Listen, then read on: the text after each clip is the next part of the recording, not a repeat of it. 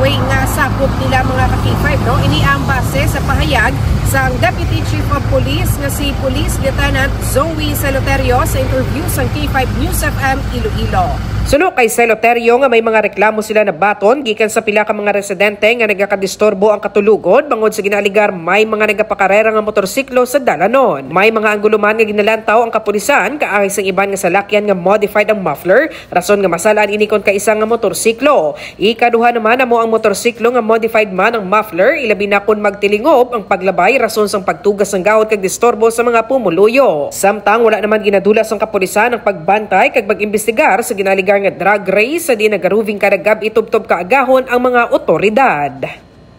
As of now, hindi pa naman gid ma-confirm kung ang mga nag-aagi gid man nga ni is drug race by just seeing nga dasig ang dalaga nila, nga damo sila, no? So hindi natin pwede hambal drug race ina siya dayon nga ano. Pero syempre hindi man namon pagpalusot ina nga part kung amo na ang tulukan man namon na hatagan namon na sa investigation kay kailangan namon nga kung mag-deliver kami sa amon nga report dapat fact-based man.